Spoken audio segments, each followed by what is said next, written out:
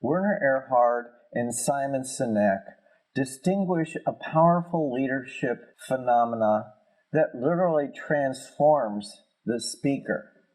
The speaker is transported into another world by altering how the world occurs for them.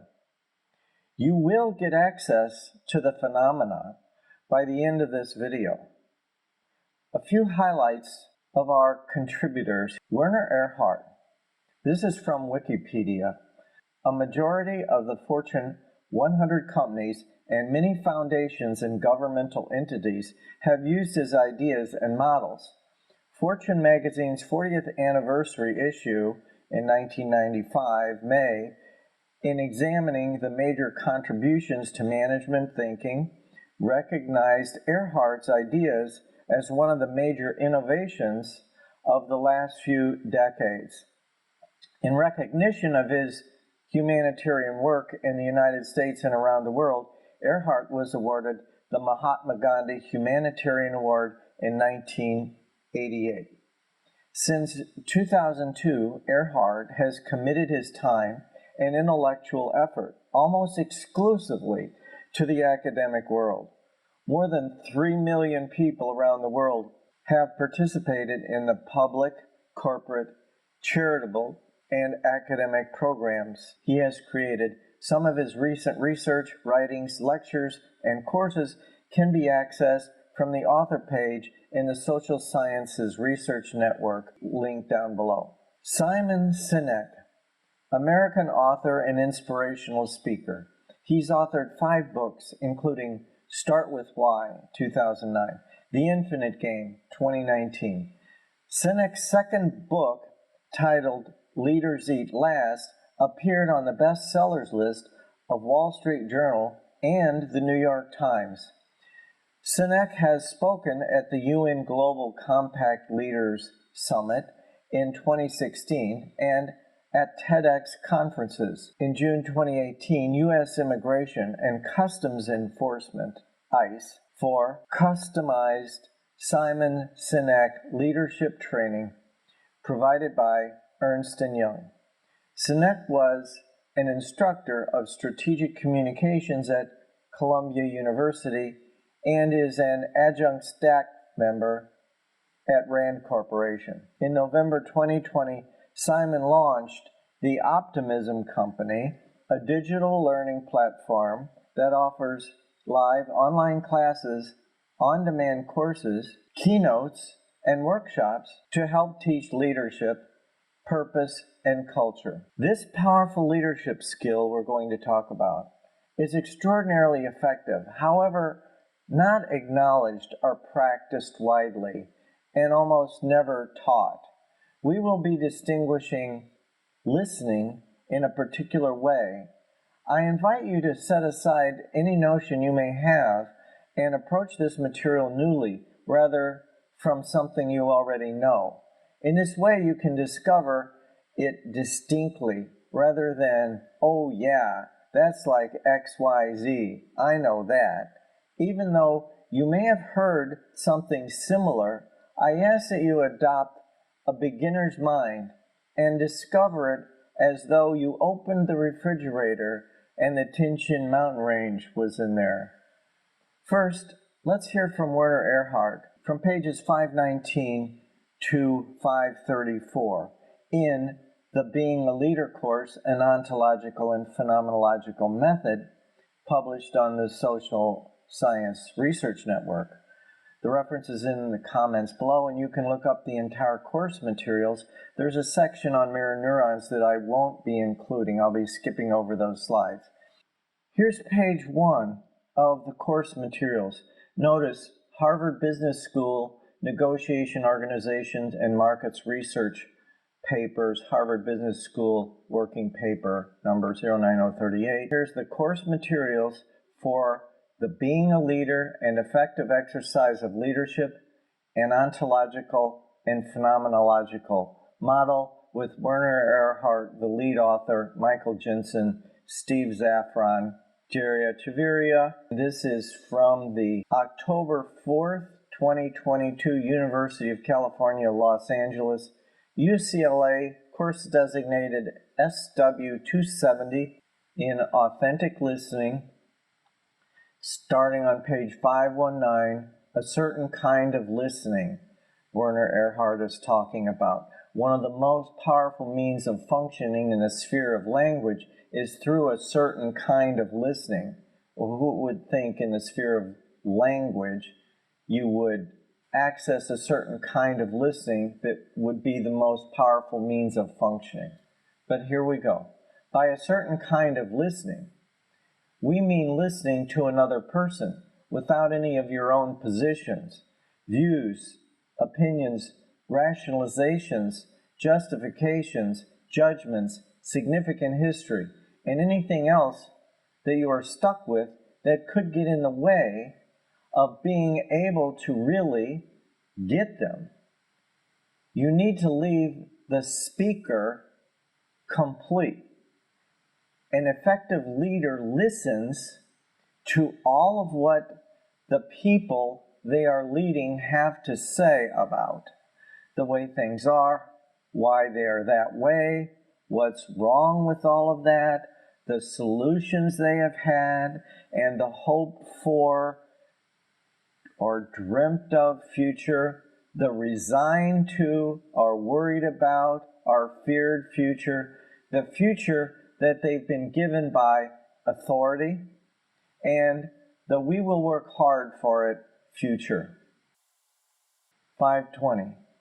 By leaving the speaker complete, in part we mean that the speaker has said everything they have to say. Now, Sinek will talk about this later. So the speaker has said everything they have to say and has nothing else to say about what they said. But this is an incomplete and shallow understanding of what is meant by leaving the speaker complete. The certain kind of listening that leaves the speaker complete is a listening that leaves the speaker with the experience that he or she has actually been gotten. Not just listened to or even understood. That is, a listening that leaves the speaker with the experience that where you, the listener, are, there is an exact duplication of what exists where the speaker is. This kind of listening requires that you be authentically committed to recreating another's reality as the reality, not a reality, but the reality. To do so, you cannot be listening from what's real for them. You have to leave for them out of your listening. Remember, you're neither agreeing nor disagreeing. Rather, you are recreating another. Abraham Zalesnik, 2009, Professor, Leadership Emeritus, Harvard Business School, comments about a leadership state of mind. Leadership cannot be taught, but would-be leaders can develop a state of mind that enhances leadership capacities. The particular state of mind that interests me begins with a capacity to listen and deepen one's understanding of another's point of view. The impulse to argue is contrary to the state of mind that encourages listening. Being gotten. What gets people stuck with their strongly held positions, views, opinions, rationalizations, justifications, judgments, significant history, and anything else that they are stuck with is the experience of not being gotten. And you will just add to their experience of not being gotten if your listening includes even a subtle sense of resistance to what they are expressing, like some opinion in your listening that you have about the person speaking, or you're being, I already know what you're saying, or anything in your listening to what they are saying. By adding anything in your listening to what they are saying, we mean things like assuming meanings to what they say beyond just what they say, drawing conclusions about what they are saying, extrapolating beyond what they are saying, worrying about, or disapproving, or judging, or listening for whether you agree or disagree with something they say, or making something out of the way they say what they say.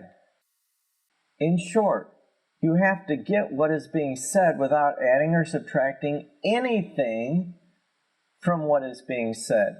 You may leave the speaker with the experience of being heard and even being understood, but that has a different impact on the speaker than the experience of actually being gotten.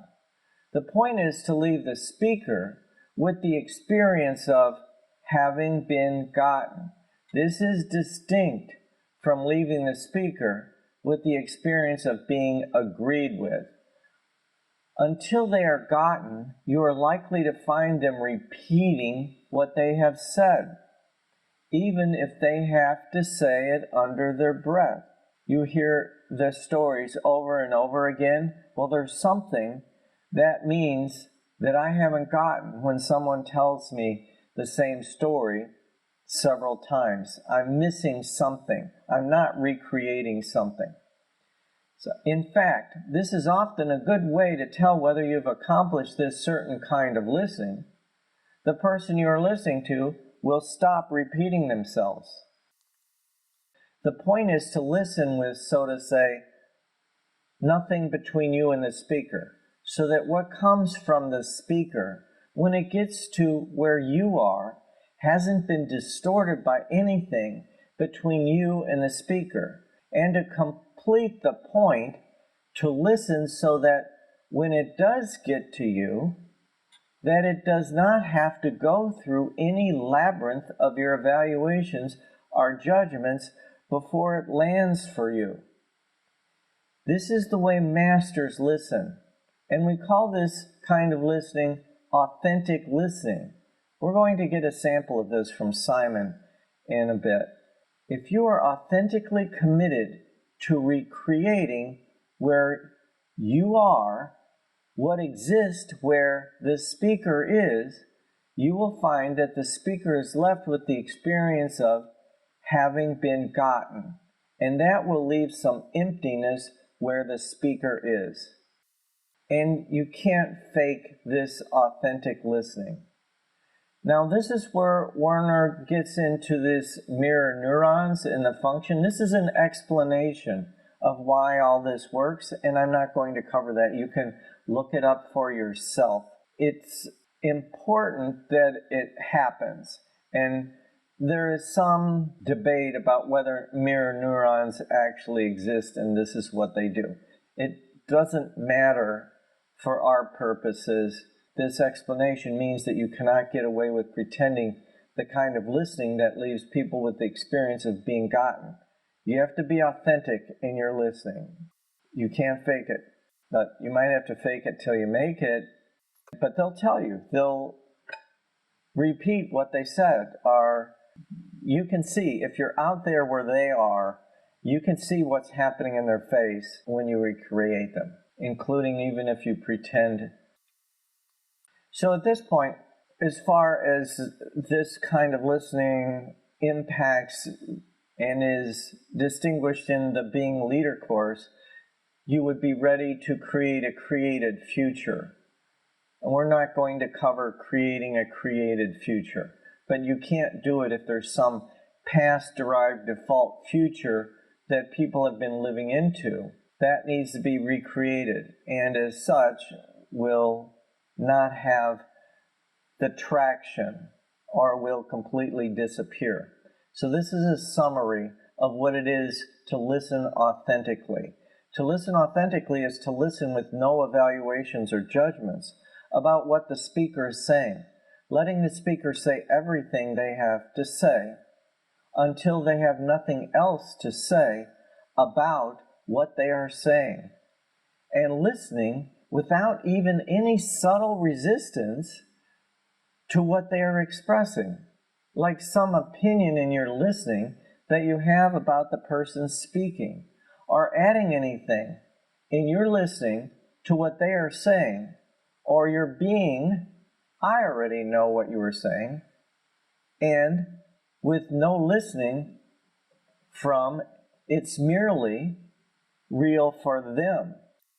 In short, listening so as to leave the speaker not only heard and understood, but with the experience that he or she has actually been gotten and is complete.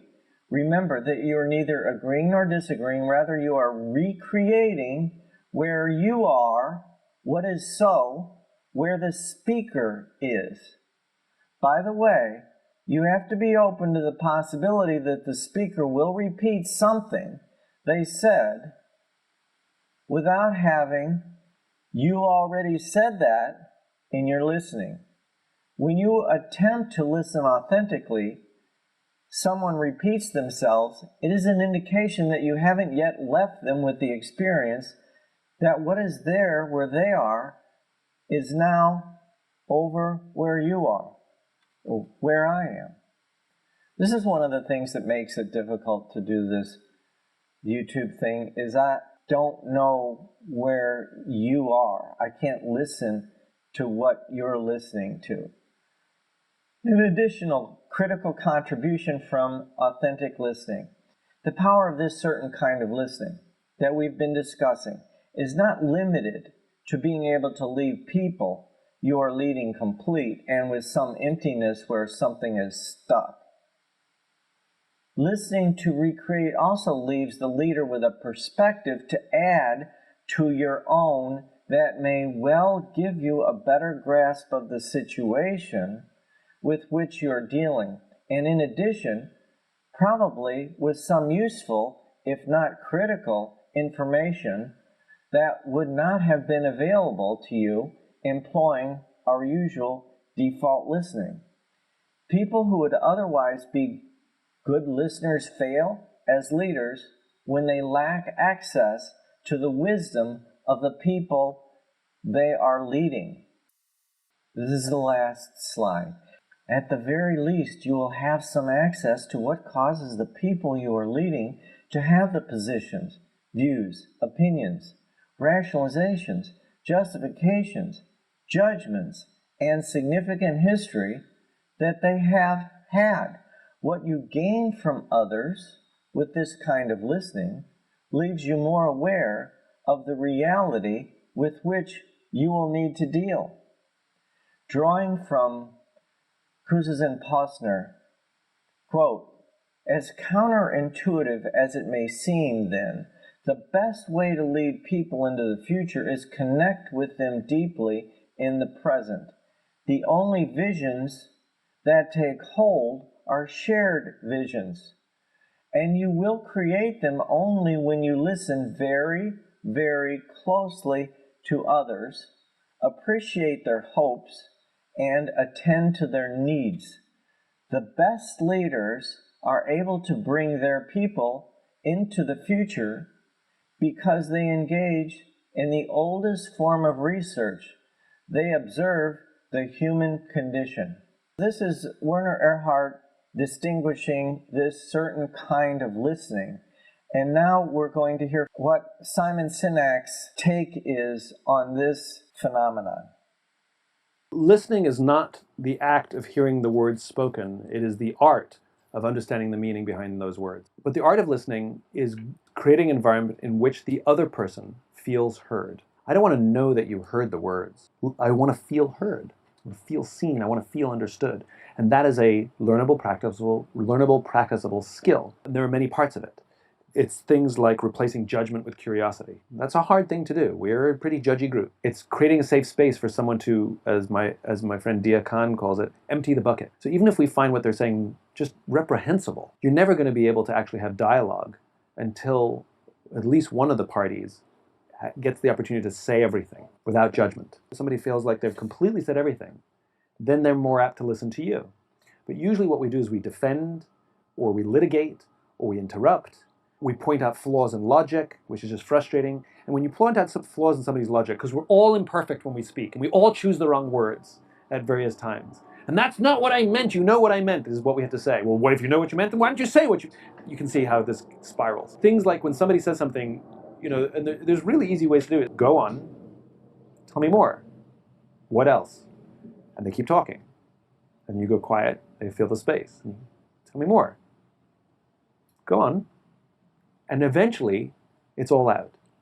And then there's a safe space for you to respond and express yourself in a constructive way. You make someone feel heard, they'll trust you. It is the way to find common ground in opposition, in simple cases in business, but in more complicated cases in national politics, or in global politics, or in war. William Ury, who wrote Getting to Yes, he talks about the same thing. He goes, we have talk shows, but we don't have listen shows.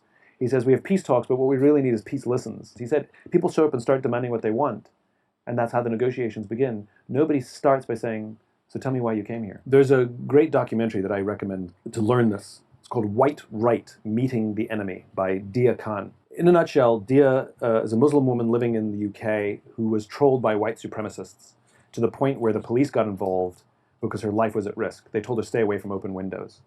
That's how bad it got. The way Deeyah responded was by moving to the United States and going to meet the white supremacists. And she brought her cameras. I mean, you can see it all happen in this documentary. And basically, she gave them a safe space to feel heard. Now, that sounds mad.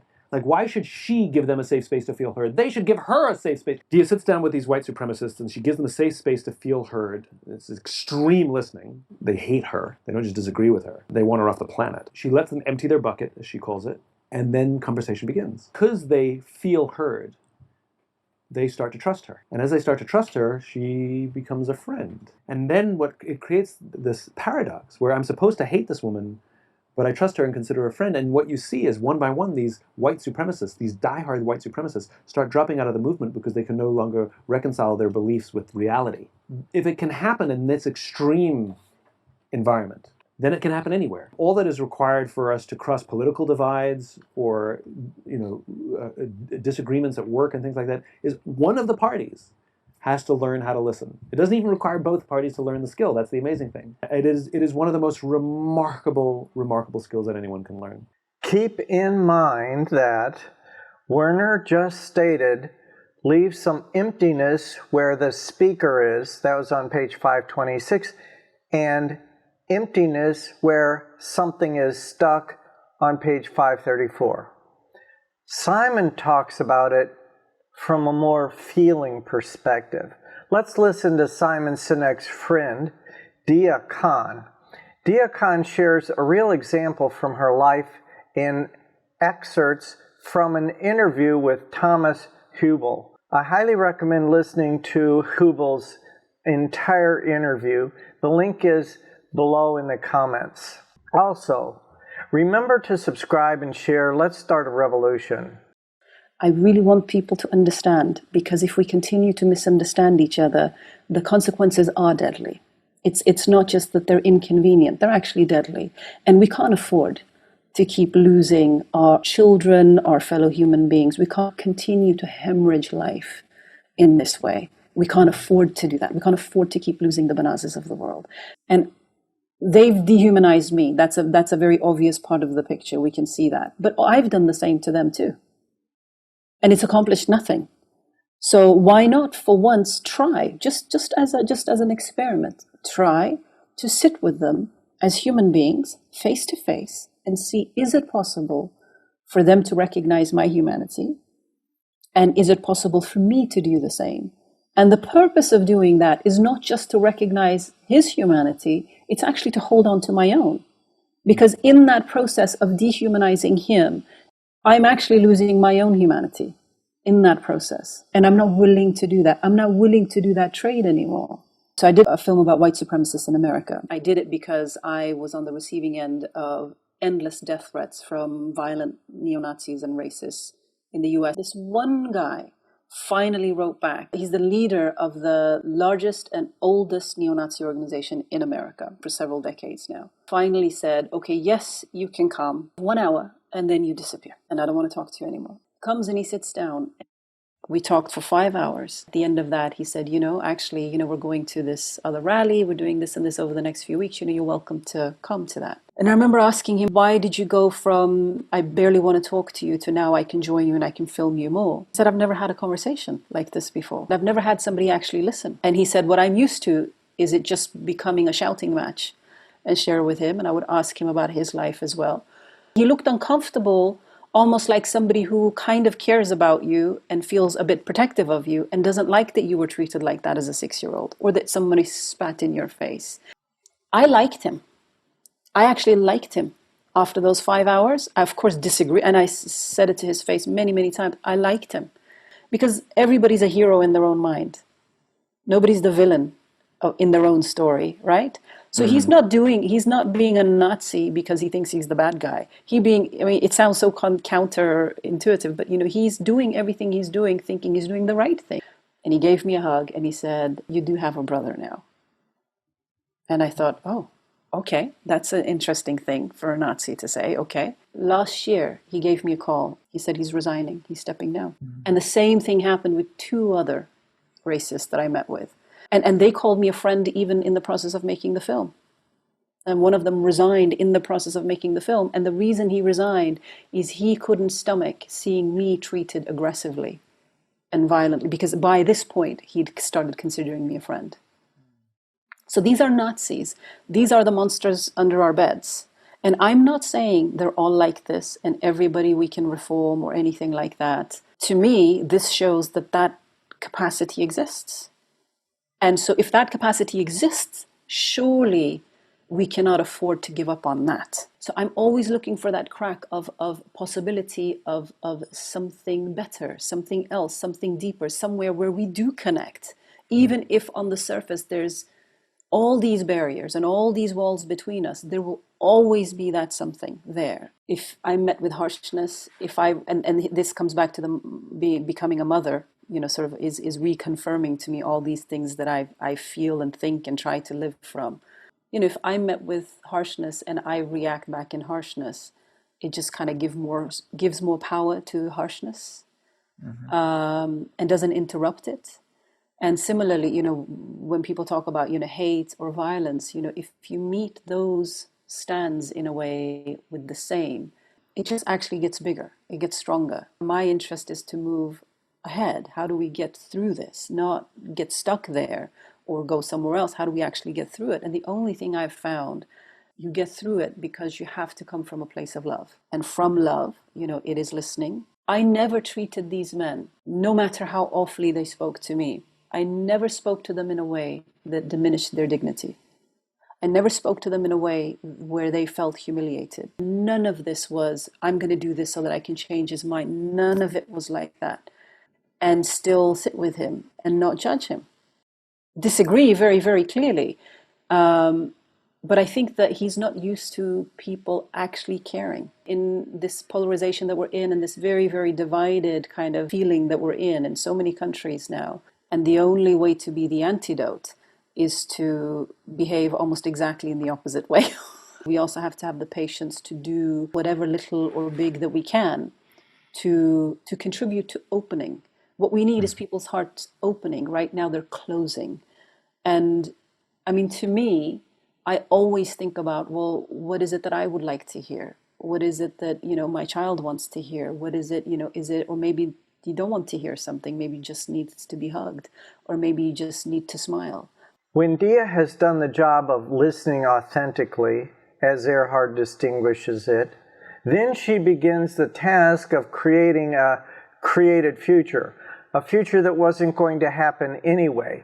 We haven't covered that, but you can see it unfold as she speaks.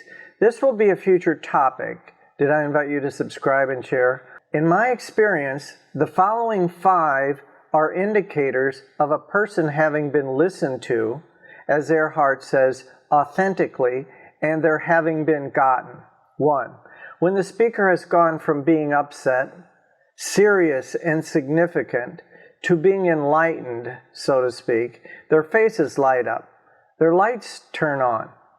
2, there's a loss of significance. The gravity of the situation disappears. 3, The speaker is no longer upset. 4, they start smiling, even laughing and perhaps joking. 5, affinity is present.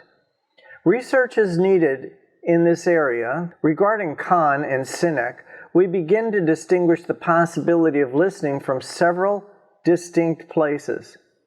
Simon talks about trust and friendship. See this video here specific to trust.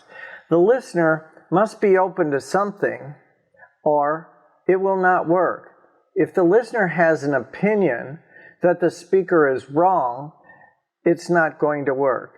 This is another way to say that the speaker can't be wrong about something in the listener's opinion, as she says. It would close down the space, or poetically speaking, harden their hearts. However, if one could have compassion and understanding for the world the speaker was embedded in, things open up. Possibilities emerge. Deeyah needed to be open to being friends, or we might say she was listening from being friends, or listening for friendship. What would that take to not make others wrong? Can we regard the person's ideology as being wrong and yet maintain affinity with the person speaking? Who they are is not their ideology, but people are a clearing or a space where some ideology has emerged, where it shows up. This authentic listening, as Erhard distinguishes it, or the art of listening, as Sinek says, sometimes may be called empathic, mirroring, or even an analytic posture. This points to many subtleties. Consider that there are many other ways of listening. Deeyah speaks of harshness. What is she listening for there? What is it that they want to hear, Deeyah says? What would open something up? What do they want you to do or be for them? She's now creating a created future that Erhard speaks about after the listening authentically section. We'll cover that later in another video. Consider these default places we listen from, along with possible places to listen from. Everything is screwed. Everything is going to hell in a handbasket. It's a shitstorm. Or you've heard the popular saying, if anything can go wrong, it will. What's your favorite about things when they aren't going well? Now here's another possible interpretation, another way to listen for the breakdowns in life. All is well. Just consider, this is what it looks like when it's working. All is well. So here's another listening. You are wrong. Or what's wrong with you? Or what's wrong with me? What's wrong with them? What's wrong with life? Versus, this is what it looks like when it's working. You can listen through, things are scarce. Money is scarce. Love is scarce. Possessions are scarce. The stuff of life is scarce. Or you could listen for, life is abundant and everything I want or need is available. Here's another one. Do you love me? When we are pretty sure that they don't. Versus, I know you love me. Standing for their love for you, even when it seems like they don't. That takes listening for the possibility, or listening with a commitment that they love you. It just doesn't look like it. Maybe they're in an amygdala hijack, or who knows, having a bad day. It might take a considerable amount of courage to shift our listening. We may be more familiar and therefore more comfortable with our usual already always listening. So I invite you to share this with your family and friends. Let's get a global revolution of peace underway. What do you listen for? You likely inherited some listenings from your family, culture, language, etc. We don't invent our listening. We wound up with our listening from our past, our culture, our language. We are thrown to a listening, as philosopher Martin Heidegger terms it, or an already always listening, as Werner Erhard calls it. Do you suppose altering your listening could transform your experience of life itself? What can you stand for listening for that I haven't mentioned? It's all made up. Bring anything to the party. Let us know what you're creating. Leave a comment. What do you see? What are you listening for? Let's start a revolution. Erhard states in the Being a Leader course materials, our desire is to make the course available to any faculty member, to teach it, to communicate it, and to extend it. Contact me in the comments below, or authors through their Social Science Research Network emails that they have listed. Let's research this together. Please leave a comment on what you see as possible now. Send this to your family and friends to see what they get. What are you seeing is opening up when you try listening from nothing, listening for disappearance, listening from love, listening from being open to be friends, or whatever you make up. You could probably make up something way better than what we've presented here. I invite you to let us know. Everyone that reads this will also know, and they perhaps will be empowered by the listening that you're contributing to the conversation. As Erhard says, we can make a world that works for everyone, with no one left out. Next, we will tackle teamwork, building trusting teams, as Sinak calls it. Or what would you like to tackle? This involves creating a created future, working and creating teams, as referenced early. So we will have a distinct spin on this. So the references below, Sinek's, YouTube's Art of the Listening. The consequences are deadly.